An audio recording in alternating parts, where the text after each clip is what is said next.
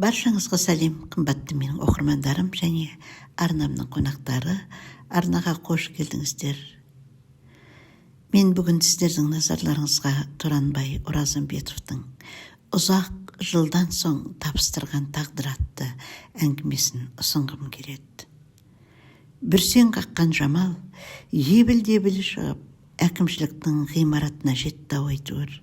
Есік алдында темекі шегіп тұрған күзетші бұған мүсіркей қарап: "Сені бастық іздеп жүр, қазір келеді деп қойдым", деді темекісін рахаттана сорып. "Кеш те болса да бітіремін ғой", деп Жамал ішке кіріп, еден жуатын швабры мен трәпкісін қолына алып, жұмысына кірісіп кетті. 4 қабат әкімшілік ғимаратын жуып шығу оңай емес. Қолы ербеңдегенмен, ойының бәрі үйде қалған 4 баласында еді. Шиеттей балаларының алды 8 жаста болса, одан кейін 2 егіз, сосын ең кенжесі 2 жаста. Шуылдап, шырқырап, мамалағанда Жамал байғұс қайсы біріне қамқор боларын білмей есі кетеді. Құдай қосқан күйеуі Аманқұлы аман болғанда ғой, мұндай күй кешермейді. Ойламаған жерден жол апатына түсіп, дүние салғанда жігіттің сұлтаны небәрі 25 жаста еді ғой. 4 баласы мен сүйген жарын дүние төсіне қалдырып, арғы жаққа кете барды. Асыл азаматтың қалдырған, жиған терген ақшасы 1 жылға ғана жетті. Жас жесір алғашында балаларынан шыға алмай, үкіметтің жәрдем ақысымен күнелтті. Ақыры ештеңеге жетпейтін болғаннан соң жұмысқа шығуға тура келді. Айналдырған еден жуған 1 жылдың ішінде беттің әсемдігі кетіп, белдің омыртқа сүйектері тайып, бүрсеңдеп қалды. Сонда да жастық жалынымен ербеңдеп еден жуып жатады. Арасында Аманқұл есіне түссе, көзіне жас алып жылап талады. Әрі бері өтіп жатқан адамдар мұның көз жасын маңдайынан шыққан ащы терге балайды. Бірақ өзі де сор болған тағдырдың иесі еді. Әкесі мұның жас күнде істі болып, 10 жылға сотталып кетіпті. Содан сол күйі хабарсыз кеткен ғой. Ал анасы болса, еш туысы жоқ екен. Жалғыз қызымен күн кешіп жүргенде ауырып қайтыс болыпты. Содан Жамалды үкімет балалар үйіне қабылдап, сонда тәрбиеленген екен.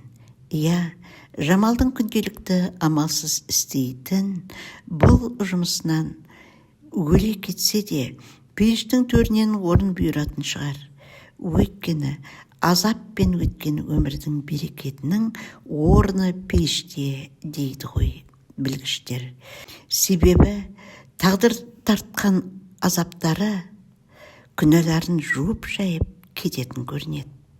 Арсылдап 4 қабаттың еденін жуып бола бергені сол еді. Бөлім бастығы: "Жамал қызым, жұмысыңды аяқтаған соң кіріп кетші", деп қызмет бөлмесіне қарай өтіп кетті. Жамалдың іші қылп ете қалды.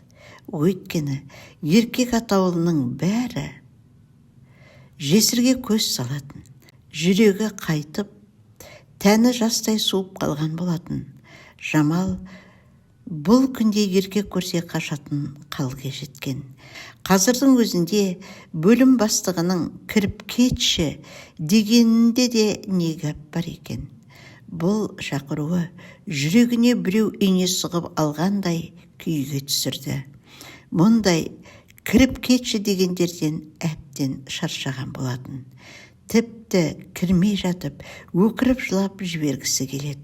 Сонда да бастық айтқан соң, жұмыстан соң бөлмесіне кіру керек. Бөлім бастығының бөлмесіне аяғының ұшымен кірген жас келіншек: "Ағай, келдім", деді, жаны мұрнының ұшына тіреліп. келе ғой айналайын деген еңселі ер азамат жасы 50-ден асқан ақ шашын артқа қайырып қойып, алдындағы орындықты нұсқады. Жамал болса, ақырын барып орындыққа отырды. Айтайын дегенім, атам қазақ жесір мен жетімін жылатпаған ғой, деп бастады сөзінің басын. Жылулық танытып, асықпай сабырлы күйде. Жамал болса, бірден ойға кетті. Кез келген жасы үлкен азаматтар осындай алтын сөздерімен бастап, ақыры не керек екені белгілі. Бірақ бұл кісі олай істемеді. Айналайын Жамал, сенің жағдайыңды жақсы білемін. Қаражаттан да қысылып жүргеніңді көршілерің келіп айтып кетті. Үйіңнің де тоз-тозығы шығыпты. Бүгін барып көріп те келдім. Сондықтан саған айтар жақсы жаңалығым бар. 1-2 қайырымдық қорлары ақша бөлді. Үйіңді жабдықтап беретін болды. Ал мынау менің достарымның саған жинап берген көмегі. Өзім де кішігірім тиын-тебен қостым деп бір бума ақшаны Жамалға ұсынды. Қаперімде не істерін білмей қалған Жамал қызарақтап қалды. Сосын жылап жіберді. Бар қолынан келгені. Рахмет ағай. Ақшадан қысылып жүредім деп сан мәрте қайталап айта берді. Оқасы жоқ, Жамал, жылама айналайын. Бәрі жақсы болады деп бөлім бастығы жас келіншектің арқасынан қағып жұбатты. Үйіне қарай құстай ұшқан Жамал жол бойындағы дүкенге соқты. Қажет дегенін бәрін сатып алды. Сөмкесіндегі тола ақшаны өзінен басқа тірі жан білмейді. Артынып, тартынып, көзіне күлкі үйіріліп, үйге келгенде мұны кездейсоқ сыйлық күтіп тұрған еді. Есіктен кірген бойда аңтарылып тұрды да қалды. Белгісіз біреулер үйге тола азық-түлік жеткізіп қойыпты. Балаларына ойыншықтарды әкеліп беріпті. Судай жаңа жылы киімдері мен тағы да басқа қажетті заттардың бәрі бар. Босағада тұрып қалған анасын көрген балалары жамырап бас салды. Бірі жылап, екіншісі етекке оралып. Балалы үй базар басталды. Артынша бір қыз келіп, бұл заттарды қайырымдылық қоры сатып әпергенін түсіндіріп, қаржылай да көмек бергенін айтып, қомақты ақша беріп кетті. Жамал да кедей алтын тапса, түйірге түйіншек таппас дегендей, бұл ақшаларды қоятын жер таппай қиналды. Ертесінде құрылысшылар келді. Әкімшіліктің бұйрығы деп, Жамалды балаларымен қосып жатақханаға көшірді.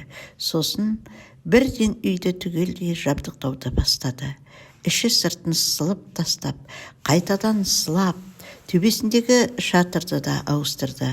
Мұншама көмектің қалайша жасалып жатқанына таң қалған Жамал өз ойымен өзі әлек болды. Ақыры үйіне қайта кіріп келгенде, ішіндегі тарту етілген жиһаздарды көріп, шалқасынан түсе жаздады. Басқа үйге келгендей болып, өздері түсінбей қалды. Тіпті есігінің алдындағы қақпаларына дейін ауыстырып тастапты. Мұнтаздай тап-таза үйі бәрі жақсы. Бірақ айналдырған 1-2 айдың ішінде өмірінің күрт өзгеріп кеткенін түсіне алмай Жамалдың басы қатты. Алланың көрсетіп жатқан сынағы шығар деп, еден жуатын жұмысынан да қол үзбеді. Бірақ ойда жоқта кездейсоқ тағдыр сыйының жұмбағы шешілетін уақыт туды. Ол былай болған еді. Түс кезінде бөлім бастығы Жамалды шақырып алып, мен сенен жасырған бір сырымды айтайын. Сен үйіңе қайта бер. Саған көмектесіп, қол ұшын берген азамат үйіңе келеді. Тамақ жасап күтіп алуға қамдан, бара ғой, боссың.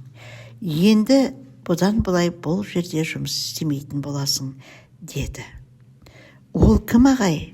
Неге жұмыс істемеймін деп сұрап көріп еді. Барған соң көресің деп шығарып салды. Жамалдың іші алай-дүлей ой құшағында қалды. Кім болуы мүмкін? не үшін? Өз-өзіне қойылған сауалдары жауапсыз қалып жатты. Тек кім болса да оны уақыт көрсетеді. Сол уақытты күтуге шыдамы таусылып барады. Үйіне келе салып балаларының тамағын берді.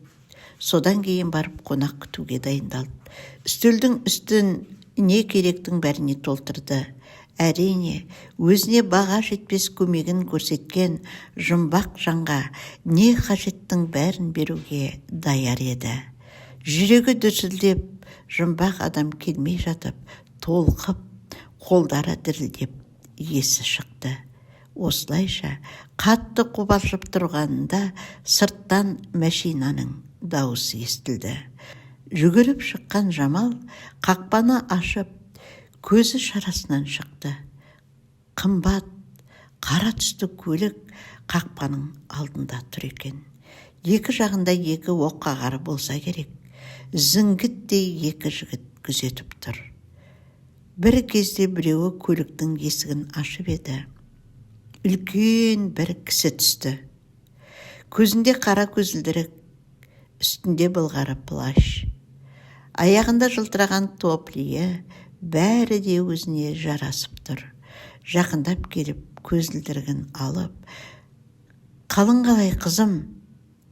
Мен сенің әкең боламын» деп, Жамалды құшақтап алып, кемсеңдеп жылап жіберді.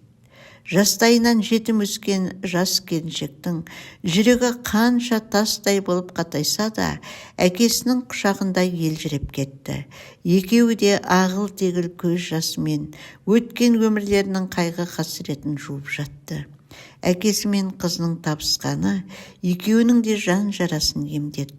Әкесінің соншалықты бай болып тұрса да, бір үйді сыйға тарта салмай, қызының тұрмысын жақсарту әрекеті арқылы жүрегіне жылулық сыйлау мақсатында жасалған амалы еді.